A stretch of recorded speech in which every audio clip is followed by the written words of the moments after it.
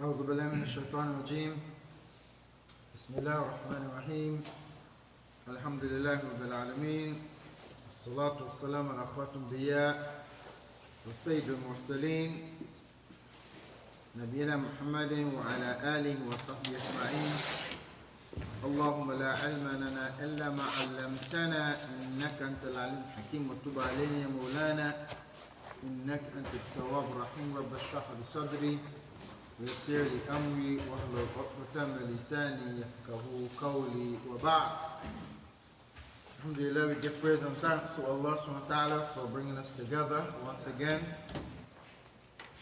that we might reflect on His word and that we might participate in His dhikr, and pray that Allah subhanahu wa ta'ala will accept our efforts and that Allah subhanahu wa ta'ala will bless our gathering. In our last session, we did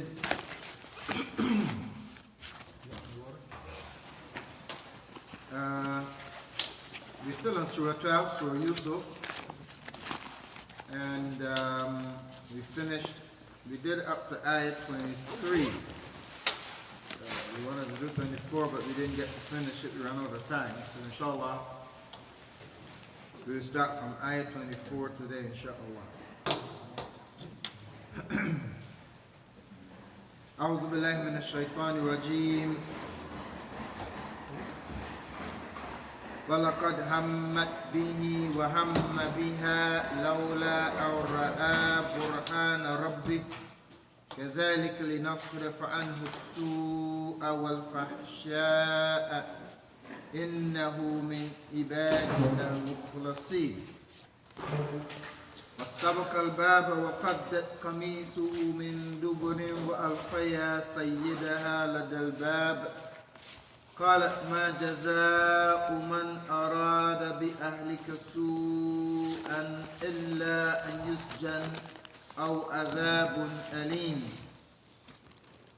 قال هي راودتني عن نفسي وشهد شاهد من أهلها إن كانت قميصه قد من قبل فصدقت وهو من الكاذبين وإن كان قميصه قد من دبر فكذبت وهو من الصادقين. فلما رأى قميصه قد من دبر قال إنه من كيدكن إن كيدكن عظيم. يوسف أعرض عن هذا واستغفري لذنبك إنك كنت من الخاطئين. English translation reads, and indeed she did desire him, and he would have inclined to her desire had he not seen the evidence of his Lord. Thus it was that you might turn away from him evil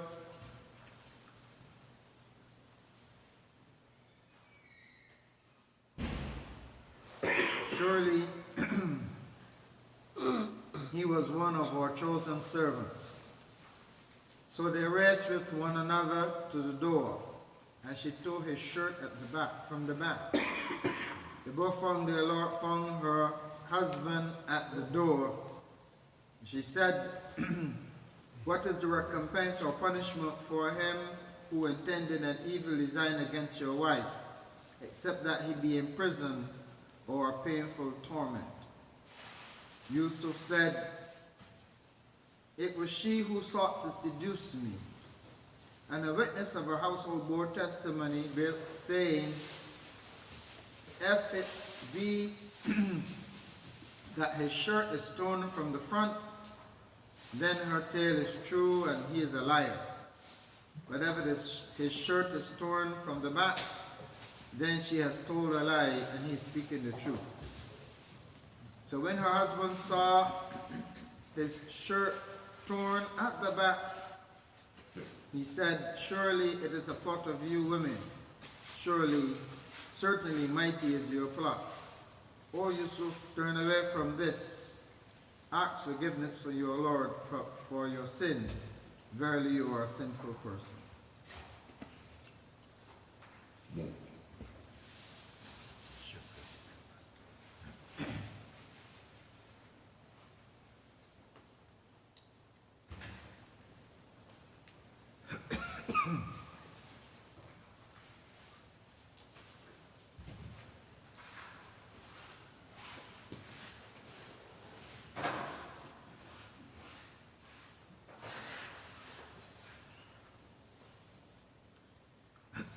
Continue the story of Yusuf continues, and as Yusuf alayhi salatu wasalam is in the house, and the wife of the Aziz became enamored by him. She began to lust after him, and she tried to seduce him. She tried to seduce him, and she locked the doors. She locked the doors to not only to keep him in, but also to keep anyone out. And she came after him. Obviously, she was they were by themselves. There were no one else in the house at the time where she was, and so she closed. So this would be her area, and she came after him. And of course, Yusuf alayhi salam, he sought refuge with Allah subhanahu wa ta'ala from such an evil, and he tried to reason with her, but of course, her mind was set, she was fixed on what she wanted, and so she did not listen to him. As Allah says in this ayah, وَلَقَدْ هَمَّتْ بِهِ, and she certainly, the qad here, the translation of this is straight. It says, لَقَدْ هَمَّتْ بِهِ وَهَمَّ بِهَا. The lam here is a lam of emphasis. Right? So here is an emphasis that shows that how strongly and determined she was. So we can say she certainly did desire him, or she determinedly desired to seduce him, or she was desirous. She desirously went after him. So it was not just like, she went, but she was strong in her approach to go after him. So she desirously went after him, right? Because once she says, "Come," and he says, "Allah," and he backed up, now she realized, now she comes after him. And so the lamb, the lamb and calf and cod, which is after feet,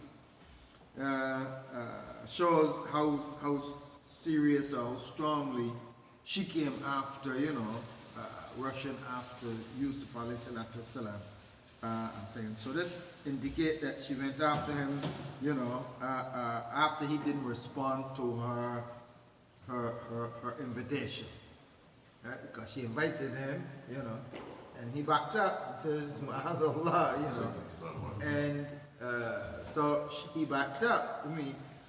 So now after he refused, she's coming after. So she's making a move on him, right? She is making a move on him. Allah says, "Wahamma biha," right? Here, notice that the hamma biha, there's no emphasis on this, showing that Yusuf alayhi salam was not making any advances towards her. The advances were coming from her to him as opposed to him, And so Allah, in this, there are a lot of different Tabri has a whole lot of different points that people put forward that, in relation to this verse, but in this statement. But it showed that he would have inclined towards her. He would have, or he would have desired her, or he would have advanced towards her, right? Because such was her seduction.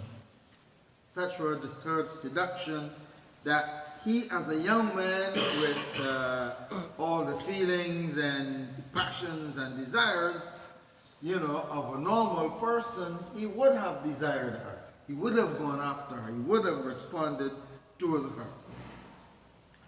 to her intimations and advanced to her. However, Yusuf alayhi salatu wasalam, Yusuf alayhi salatu wasalam, however, was not some ordinary young man.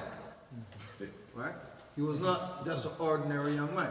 Had he just been an ordinary young man, that's definitely would have gone up. That's the normal reaction, his human reaction would be he would gone after her, but he was not the average young man. Yusuf alayhi salatu wasalam, he was one of the chosen prophets of Allah. Right? He was one of the chosen prophets of Allah. And the prophets don't do stuff like that. Right? He was a chosen prophet of Allah subhanahu wa ta'ala. And so the prophets, even when this temptation like this is so strong that the average person will give in to it, prophets do not give in to such temptations because Allah subhanahu wa ta'ala has protected the prophets by isma, what we call isma. Isma is a sort of infallibility, right? He safeguards and protects his prophets from involving in sinful and evil and bad actions. So no matter how the strong the temptation is, the prophets do not give in to their desires and the emotions. Because Allah subhanahu wa ta'ala has protected them, give them this what's called isma, where they are protected from committing sin. Yes, the prophets, they are human beings. They are indeed human beings, like everybody else, like other human beings. They are human beings. They are human. They are not like superhuman or something like that. They are human. All right? As Allah subhanahu wa ta'ala commanded the Prophet sallallahu alaihi wasallam, he said, "Qul innama ana basharun mithlukum." Say to the people, verily, I am a human being just like you. Right? I'm a human being just like you. I hear, I feel, everything just like you. Right? But the difference with the prophets, as Allah said, told the Prophet, explain to them, innama ana basharun mithlukum, yuha ilayya, but revelation has come to me. So that put him in a little different category, elevated him above the normal human standard. In that, now while he's a human being, he has all the feelings, all the emotions, and everything, and he commit, and he's subject to human mistakes. He does not commit sin. Because sin, what is sin? Sin is not something that is hereditary. It's not transferred in your genes. Right? Like what is taught by Paul, that the sins of the fathers will visit the generations to third and fourth generations and stuff like that. It's not transferable. Sin is not transferred. So my sin is not transferred to you. It's not transferred to my children or anything like that. No, sin is not transferred from one person to the other. Because what is sin? Sin is disobedience to Almighty God Allah. That's what sin is. Disobedience. Right? Sin is disobedience to Allah. So that is an individual action. That's why no one is going to be held accountable for the sin of another person. No soul can carry the burden of sin for another person. No, everybody can carry their own sin. Right? Because everyone, we don't believe in the concept of Peter paid for Paul and Paul paid for Paul's concept. We don't believe in that. That is injustice. Right? That is injustice. Why should pay Paul pay for everybody? All right, that's injustice, and Almighty God Allah is just. All right. So the prophets, yes, they are human beings and they are subject to human mistakes. So they might make mistakes in everyday life, right? In their everyday living, in their everyday actions, interactions, they can make mistakes because they're human beings. However, they did not make mistakes in deen. Right? The prophets didn't make mistake in deen. Why? Because they were just following instructions. When it comes to deen, the prophets were given instructions, either direct instruction from the angel Jibril alayhi salatu wasalam, or direct ilham from Allah subhanahu wa ta'ala, or sending the angels, or ilham from Allah subhanahu wa ta'ala, that inspiring them that do this or do that or don't do this or don't do that. So they're actually just following the instructions. So in deen, it's just following. Right? In deen, it's just following. That's what is required of us also. That all we need to do is follow. Don't add anything. Don't take anything out. Just follow. All right? That is basically what the prophets did and established. And how we're supposed to follow them in the same manner, right? So they didn't make mistakes in deen, and they did not commit sin. They did not deliberately, disobey Allah, right? They did not. So they did make accidents and stuff like that. Like the case of Musa alayhi salam, it was accidental death.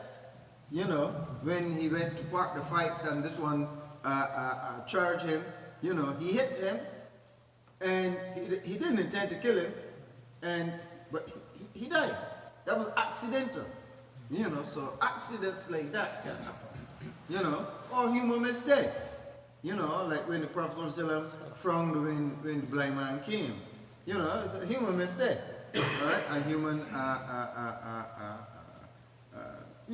human mistake, because the circumstance, it's not that the Prophet didn't want to teach, but he came such the Prophet, it was like such an inopportune minute that he turned out. So those we understand, human mistakes in everyday living and stuff like that, or accidents and stuff like that. But the prophets, according to our belief, our teachings, prophets do not commit major sin, nor do they make mistakes in deen. They don't make mistakes in deen because they're just following with the instructions that comes to them from Allah subhanahu wa ta'ala, and they don't commit any sin. They don't deliberately disobey Allah subhanahu wa ta'ala. All right? They are protected from this. And so the prophets are ma'soom. They are ma'soom. They are protected by Allah from this. And this is so that Allah SWT should establish the prophets as models, as role models. Right? It's so that Allah SWT established the prophets as role models, that they wouldn't succumb to their desires, to temptation and stuff like that. They won't succumb to temptation.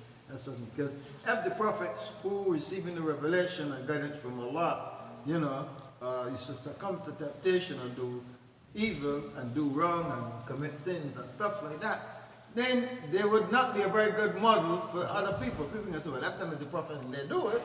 I mean, who about me, man, no prophet. You understand? So, they would have, and this is exactly what the transcribers of the Judeo-Christian scriptures did. They put all these defects in many of the prophets, Prophet Noah, Prophet Dawood, and so on. All these negative, Prophet Ibrahim, prophet. I mean, all these negative defects, they put on them to lower the status of the prophet. Right? So they said, look, I mean, if Prophet David can do it, what about me? Or if Prophet Solomon can do this, what about me? You know, I ain't no prophet. But look at them, look what they did. Yeah, so that's basically what they did. That's the purpose of that. This is why Allah subhanahu wa ta'ala deliberately protected the prophets so that people can't do that. So most of this stuff is lies on the prophet. Right? Those kind of stuff is slander against the prophet. When they say those stuffs about them, it's slander. Alright? Because Allah did elevate the prophets above this stuff. Right? The prophets were not liars and cheaters and stuff like that. The prophets were none of that. Right? Allah subhanahu wa ta'ala safeguarded and protected the prophets. So this way we understand Muhammad, he had that in normal circumstances, he would have done it. But Allah subhanahu wa ta'ala protected him. This is why the first thing he said no, ma'adallah. Right? And so he backed up from her in the first place. There's also a lot of discussion in the books of Tafseer also about لَمَا رَأَى بُرْهَانَ رَبِّهِ. When he saw the Burhan, what was the Burhan? People go all kind of stuff. There's a lot of reports, a lot of stuff that people said. There's one that said that, you know, Allah caused him to see his view of a picture of his father. You know, put a picture of his father before him, and his father was putting his finger in his mouth like this. You know, I mean, you know, do that. You know, and he and this is the Burhan. Our next one says that he saw he looked up along the ceiling. He saw the ayat La taqrabu zina. And all this kind of stuff like that. But these are just suggestions from people. All right, stuff like that. You know, the Burhan, as we understand, if you look at the sequencing of the ayat, you'll see that the Burhan is what caused him to start from the beginning. All right, the Burhan was starting from the beginning. If you go back to ayah 22, right? Right? In the 22nd ayah, from this, Allah subhanahu wa ta'ala says, وَلَمَّا بَلَغَ أَشُدَّهُ آتَيْنَاهُ حُكْمًا وَعِلْمًا. Allah says, and when he reached his full age of manhood, we gave him knowledge and wisdom. And the scholar says this is the knowledge and wisdom of prophethood. Right? So before this incident took place, according to the sequence of the ayah, because the surah is given a sequencing of the story of Yusuf. So before this incident, it's obvious that Yusuf alayhi salam was already elevated to the level of prophethood. So you already had the isma from Allah subhanahu wa ta'ala. So this Burhan, that was the Burhan that protected him from, you know, because the prophets are on a higher level, you know, a higher level than the average individual. Because the prophets, they are elevated above succumbing to passions and desires. They're elevated above that. Allah subhanahu wa ta'ala elevates the prophets or bless the prophets and elevate them above succumbing to passions and desires. And they have the ability to spot the plots of the shaitan. They have the subtle things, that darts that come at you to go send you astray, that comes from the shaitan. They're able to spot them. They're able to see them. Right? They're on a different, on a higher level spiritually. Right? The prophets are on the level of ihsan. Right? We might be on the level of Islam or the level of Iman, but they're always on the level of ihsan, which is the highest level. Right? And the highest level of the two. You know, when Jibril alayhi salatu wasalam, the hadith Jibril, when he asked the Prophet sallallahu alaihi wasallam, Mal ihsan, what is ihsan? And the Prophet sallallahu alaihi wasallam said, An ta'budu Allah ka'annaka tara, fa'illam takun tara, fa'innahu yara. That to worship Allah as though you are actually seeing Him. And if indeed you don't, then on the level of consciousness that He is actually seeing you. The prophets are always on this level. They are muhsineen. Where Allah mentioned always that they are muhsin. So they're always on the level of ihsan, excellence in ibadah. So they always worship Allah as though they're seeing Him. So they see shaitan from way over there. Alright? We might not spot the shaitan right up on us, up and whispering on our ears. You know. But they spot him from still over there. Alright? Because of the level of ihsan, the level that the prophets were at. And Yusuf alayhi salatu wasalam was a prophet. Right? He was a prophet. So he could spot right away what is going on. So being on the highest level of ihsan, they're able, and this we see this over and over in being taught throughout about the prophets. And Prophet Muhammad sallallahu alaihi wasallam in particular, when they mention, you know, remember the story of Handala, when he came rushing past Abu Bakr, you know, and Abu Bakr says, you know, easy, take it easy. I'm like, where was she going? He says, you know, I'm going to see the Prophet. What happened? What happened? He says, you know, Nafaka. Nafaka. Handala. He said, I think I'll become a munafiq. You know. She said, take it easy, what you saying? You know. He says, well, you know, when we were the Prophet sallallahu alaihi wasallam, we were with him, and he, you know, teaching us, and when he talk about the Jannah, it's as though we actually smelling the fragrance of it. You know, when he talk about hellfire, it's as though we actually feeling the heat of it. You know. But once we leave the Prophet, the presence of the Prophet, and we go home to our families and with our business and stuff like that, we don't feel like that no more. We don't feel that same level of intensity anymore.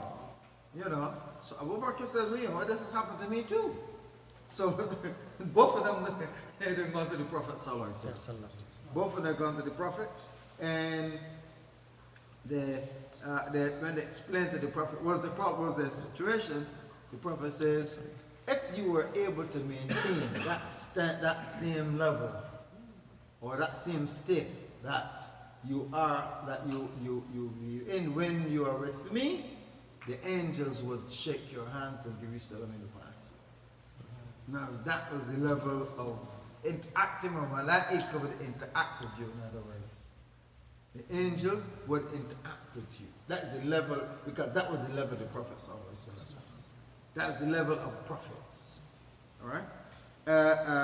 So they not succumb to passions and desires, because these are the gateways. Passions and desires are the gateways through which the shaitan seek to beguile human beings.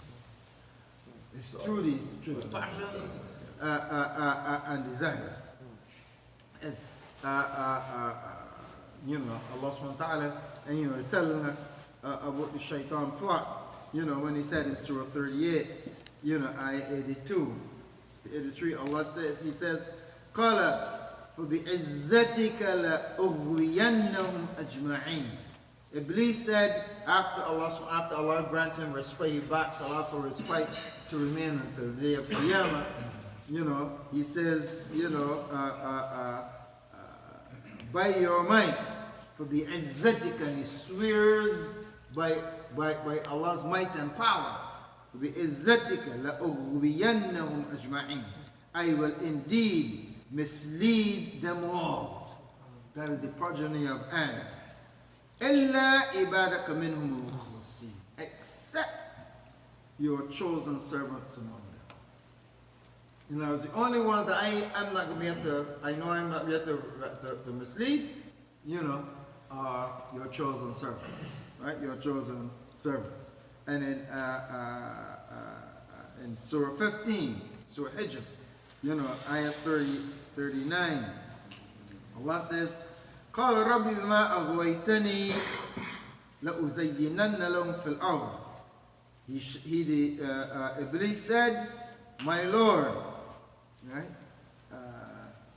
My Lord, because you have caused me to go astray, or you have sent me astray, right?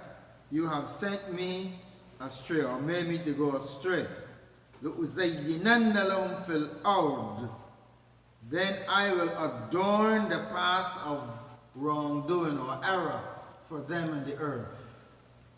I will beautify it and make wrong seems right, like what we see today. We'll make wrong beautiful to them and attractive to them. Make evil and error something that they will desire, right? And go. So we can play with their passions and desires, right? We're going to play with their passions and desires. As he's saying, وَلَأُغْوِيَنَّهُمْ أَجْمَعِينَ, I will mislead all of them. And we write, إِلَّا إِبَادَكَ مِنْهُمُ مُخْلَصِينَ, except your righteous servants. Except your chosen servants from among them. And so Allah subhanahu wa ta'ala said to the shaitan, قَالَ هَذَا صِرَاطٌ عَلَيَّ مُسْتَقِيمٌ. Allah says, this is the path that will lead straight to me. That Allah subhanahu wa ta'ala, this is the path that I keep straight that will lead to me. Inna ibadi, verily my servants, laysa laka alayhim sultan. Verily my servants, my chosen servants, you will not have any authority over them. Right? You will have no authority over them. إِلَّا مَنِ اتَّبَعَكَ, except those who follow you, مِنَ الْغَاوِينَ, from the deviant ones.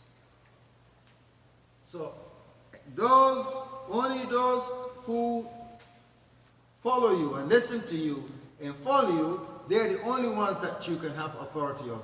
But my servants who believe in me and worship me, that you will not have any authority over them. So the shaitan don't have any authority over us if we worship Allah. If we become believers in Allah and we worship Allah subhanahu wa ta'ala, shaitan don't have any authority to enslave us like he does everybody else. He has no authority to enslave us. This is why, we for sure, once we believe in Allah subhanahu wa ta'ala, Allah gives us the tools that we recognize. Allah says, وَإِمَّا يَنزَغَنَّكَ مِنَ الشَّيْطَانِ نَزْغٌ فَاسْتَعِذْ بِاللَّهِ. Anytime you feel the prompting of the shaitan, seek refuge with Allah subhanahu wa ta'ala. Allah can protect you. Because Allah will safeguard and protect us from the promptings of the shaitan. Yeah, it's true that as human beings, we're not prophets, so sometimes we might fall. But Allah subhanahu wa ta'ala will always bring back the reminder to us, and we'll get back up again. We can get back up and move forward again. Right? We don't understand that. Right? And so that is from Allah. Allah says, إِلَّا مَنِ اتَّبَعَكَ مِنَ الْغَاوِينَ, except those from my servants who have deviated and gone astray. Except them, they're the only ones you have control of. وَإِنَّ جَهَنَّمَ لَمَوْعِدُهُمْ أَجْمَعِينَ, and verily the hellfire is the place for them, all of them. And so this is an understanding here that Yusuf alayhi salam, he was a prophet, and therefore he was protected. This he was able to save. Allah subhanahu wa ta'ala save him. That's why Allah subhanahu wa ta'ala says, كَذَلِكَ لِنَصْرِفْ عَنْهُ السُّوءَ.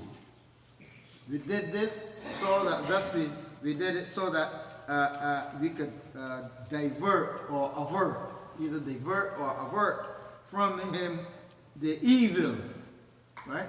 Su, wal fahsha, and that abominable behavior, right? Innahu min ibadina, because he was from among our chosen servants.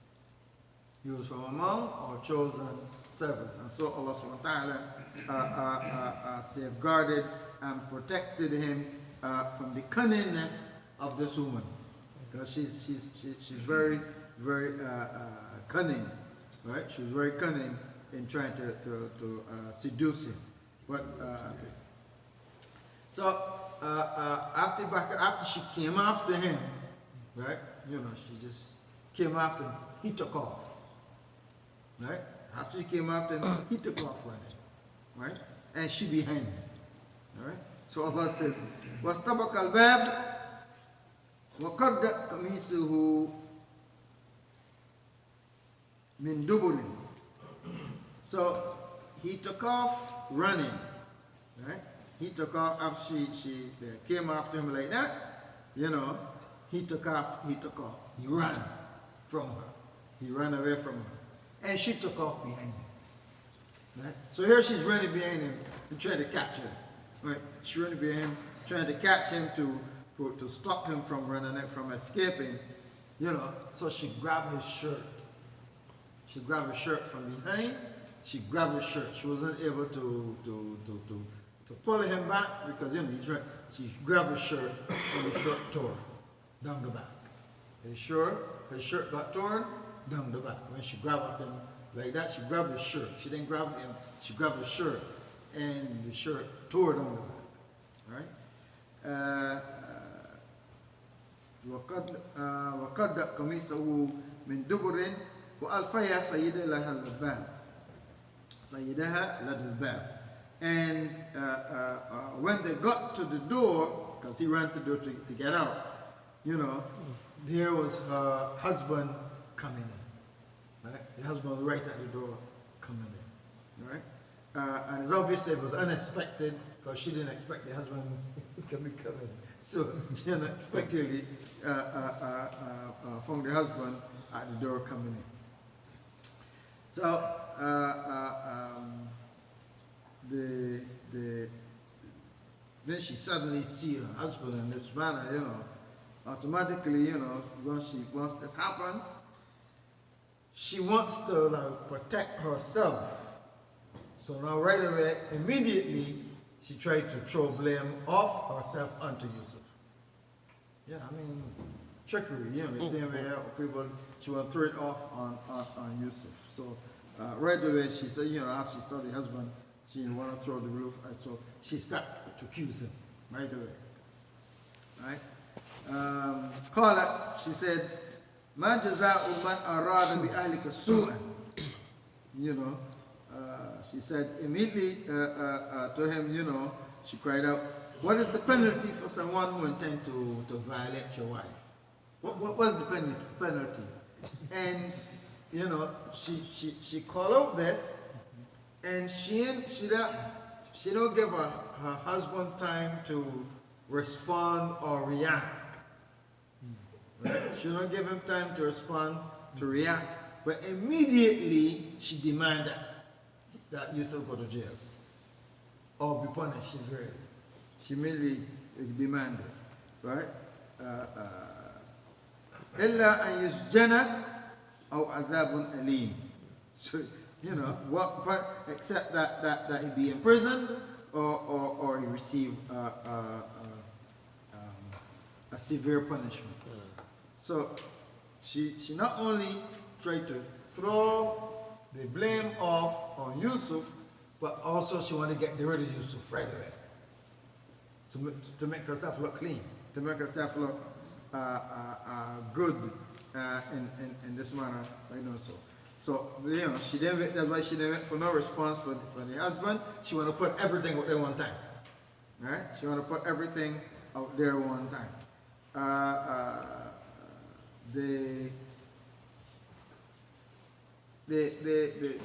Just one note here that the Islamic, the Quranic presentation of the story of Yusuf, as we said, the Quran come to correct a lot of those inaccuracies about the prophets that I mentioned, the many popular prophets that I mentioned. It correct the inaccuracies that you find that people presented, even in the Bible and so on about these prophets. So the story of Yusuf, well, is told in the Bible, you know, and in Jewish, in the Judeo-Christian scriptures. The Islam, the Quran, when it tells these stories, the stories, they differ slightly. This will tell you that the Prophet ﷺ, all the Orientalists, you know, accusations and claims that the Prophet ﷺ borrowed these stories or listened to these stories from the Jews and the Christians, taught them these stories, and this is how we put them in the Quran. That's their belief, because they believe that the Quran, he concocted the Quran himself. So he got these stories from the Jews and the Christians, and he put them in. But the stories differ. They're talking about the same people, but they're different. This story of Yusuf alayhi salatu wasalam, you know, that they are telling from in Genesis, the book of Genesis, Genesis 39. If you read from 12 or 13, it tells the story. It tells the story differently.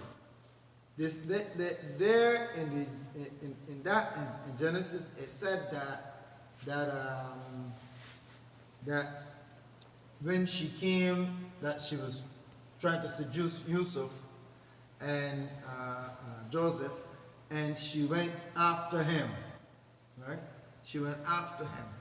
And when she went after him and she grabbed at him, she grabbed his coat or his shirt. She grabbed his coat that he had on, and he slipped out of it and ran away. So she was left with his shirt in her hand. All right, that's what I said. She was left with the shirt in her hand. So once she had the shirt in her hand now, he ran away. She got the shirt in her hand now, and to make herself clear and to think, she started screaming. She started to cry out, screaming. Look, this Hebrew slave, my husband, and he's trying to rape me.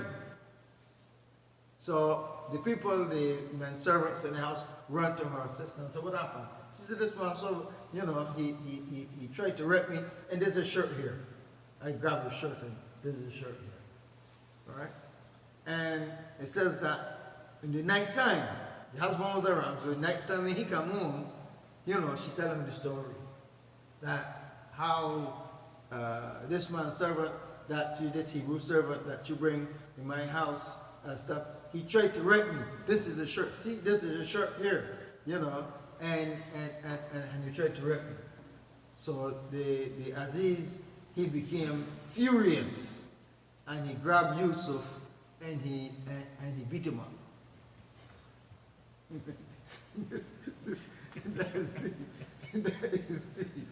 That is the version of the story. All right, you know, that's the they call it version of the story. Actually, even in the Talmud, the Talmudic version says that, you know, he did beat up, you know, Yusuf alayhi salam for, you know, that, and this story, some stories that is real. So as far as they're concerned, Yusuf was part of the whole story. There was clear evidence, because once you got a shirt, there's evidence. Circumstantial, but there's evidence. All right? The Quran says none of this happened. All right? Qala, so Yusuf now, he is defending himself. He has to defend himself because she makes this accusation against him. He has to defend himself. Qala hiya rawadatni an nafsi. He says, it is she who tried to seduce me. I didn't do anything wrong. She's the one who tried to seduce me. All right? He's defending himself. And apparently, that along with the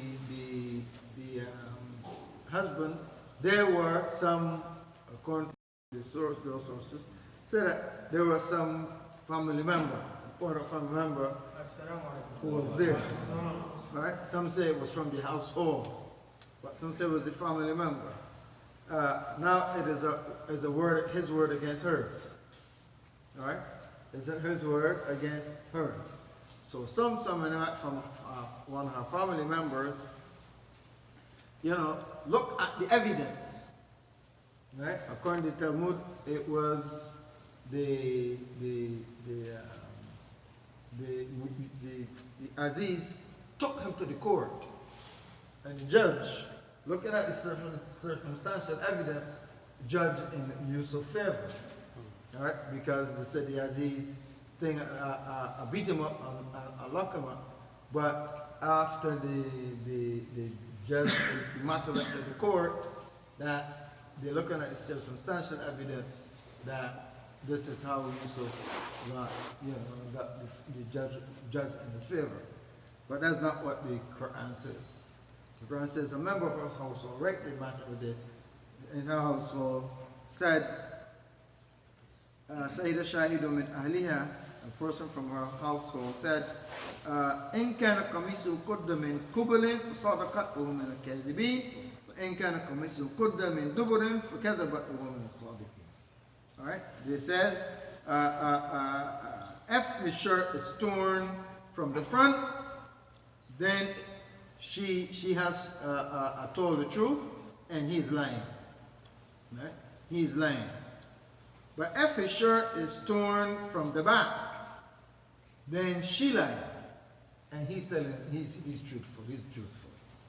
And so this, it is they use the circumstantial evidence because it's now his word against her word. All right, and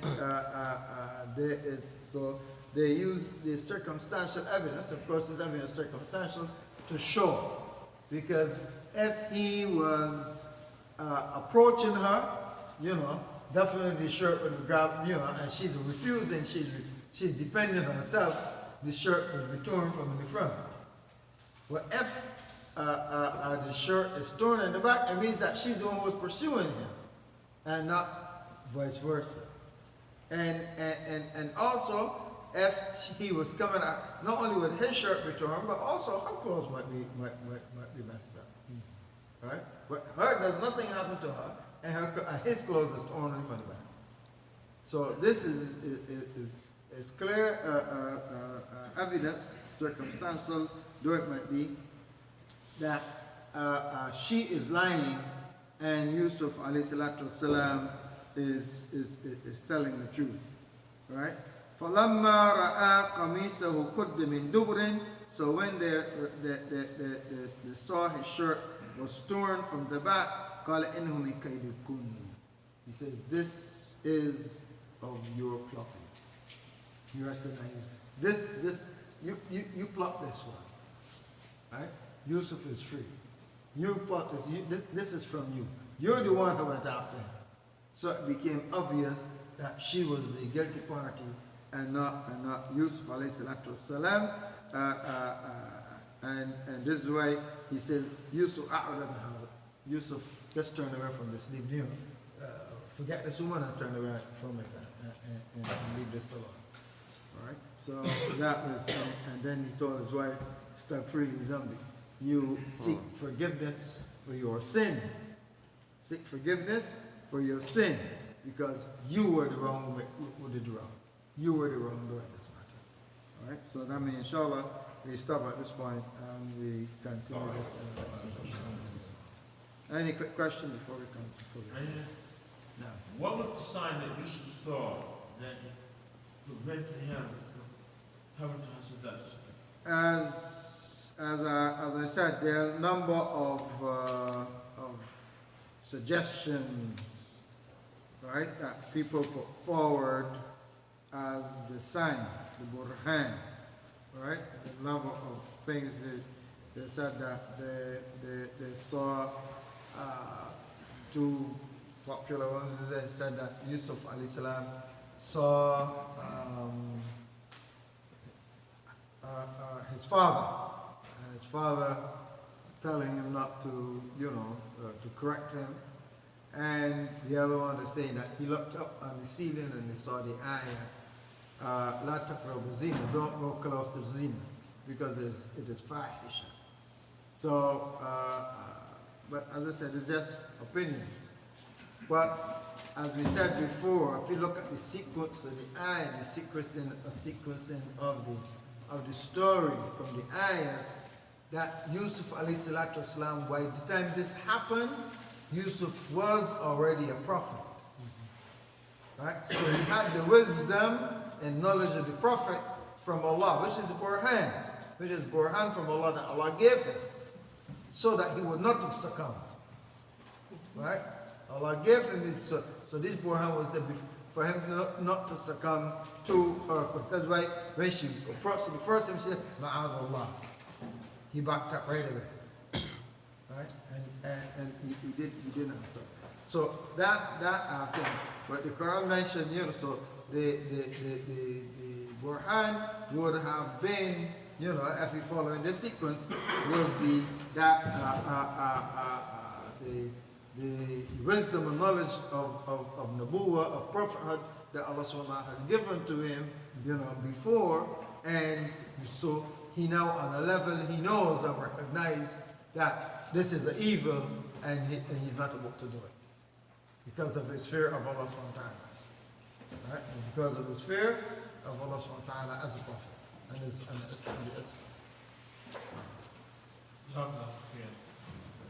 Any other question before you wrap it up? From 38 on the Surah 38. Yeah. Surah 38, oh yeah, the ayah of the shaitan.